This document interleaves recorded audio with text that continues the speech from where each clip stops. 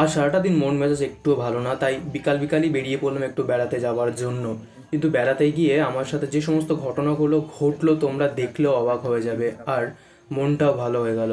বড়োদেরকে প্রণাম এবং ছোটোদেরকে ভালোবাসা জানিয়ে আজকের ভিডিওটা শুরু করা যায়।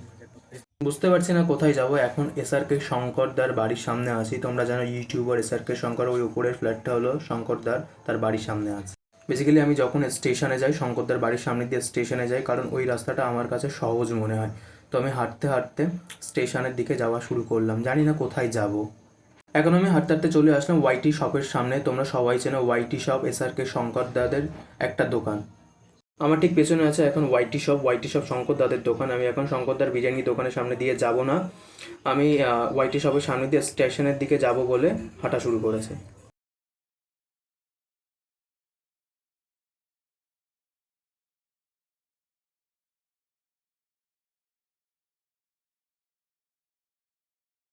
আমি স্টেশন পেরিয়ে চলে এসেছি, ট্রেনে আর উঠিনি, হাঁটতে শুরু করলাম। আমি জানি আমার গন্তব্যস্থল কোথায়, ভিডিও শেষটা দেখলে বুঝতে পারবে আমার গন্তব্যস্থলটা কোথায়।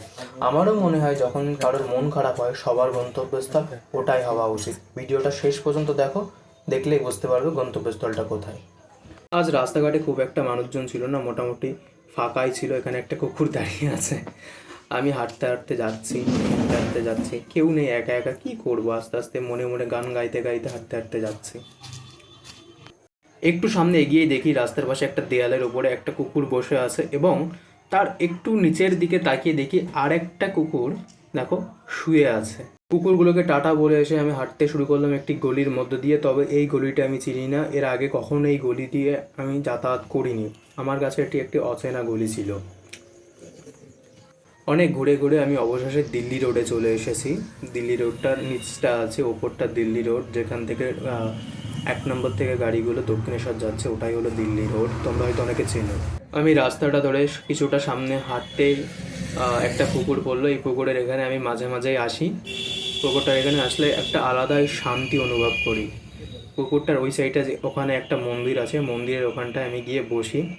চলো আস্তে আস্তে প্রথমে পুকুরটা একটু দেখাই, তারপরে মন্দিরের ওখানে গেলে দেখবে, শুধু দেখবে না, তোমরাও ফিল করবে যে একটা আলাদা শান্তি। দেখো আমি পুকুরটার উল্টো সাইডে বসে আছি, পুকুরটা অনেকটাই বড়। আমি যাব ওই সাইডটায়, যাব উল্টো সাইডে আসি।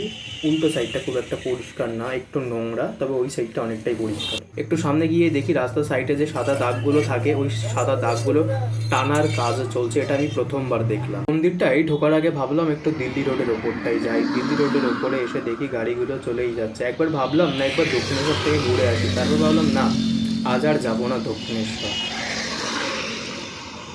আমি এখন মন্দিরের সামনেটা এসে বসলাম। এসেই দেখি বয়স্ক মানুষগুলো তাস খেলছে, যারা নিজেদের 60টা বছর ব্যস্ততার মধ্যে কাটিয়ে এখন সেই সমস্ত বন্ধুদের সাথে সময় কাটাচ্ছে, ব্যস্ত জীবনে যাদের সাথে সময় ঠিক করে কাটাতে পারেনি। মন্দিরের চাতালে বেশ কিছু কুকুরও শুয়েছিল, তারাও নিজেদের শান্তি খুঁজছিল মন্দিরের এখানটায়।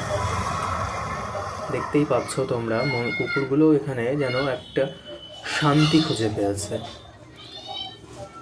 আমার প্রচণ্ড জল তৃষ্ণা পেয়েছিল, তাই একটু জল খাওয়ার জন্য উঠে আসলাম। সামনে একটা কল ছিল, সেখান থেকে একটু জল খেলাম।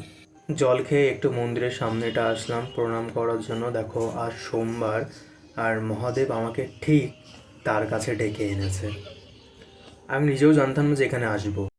এবার আমি বুঝলাম আজ কেন আমার মনটা খারাপ, কারণ আজ তো সোমবার, অর্থাৎ ভোলানাথের দিন। বাবাই হয়তো আমাকে ডেকেছিল বলেই আজ হয়তো সেখানে গেছি, ট্রেনও ধরিনি ওই জন্যই। বাবা বলছে তুই শুধু শনি মঙ্গলবারে শুধু মায়ের কাছে যাবি, দক্ষিণেশ্বরে আমার কাছে আসবি না, হতচ্ছাড়া।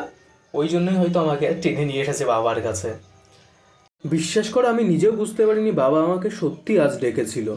আমি বাড়িতে এখন বসে বসে ভিডিওটা এডিট করছি, আর এখনই ব্যাপারটা বুঝতে পারলাম। এটাই ঘটলো আজ সারাটা বিকাল আমার সাথে। আমি নিজেও বুঝতে পারিনি এইরকম কোনো ঘটনা ঘটবে। আমি এই ভিডিওটা এডিট করতে করতেই বুঝতে পারলাম এইরকম একটা ঘটনা ঘটেছে। তো চলো ভিডিওটা একটু পরেই আপলোড করব। ভিডিওটা আপলোড করলেই তোমরা দেখতে পাবে। আবার দেখা হচ্ছে আমার আরও একটি নতুন ব্লগে। টাটা, সবাই ভালো থেকো, সুস্থ থেকো।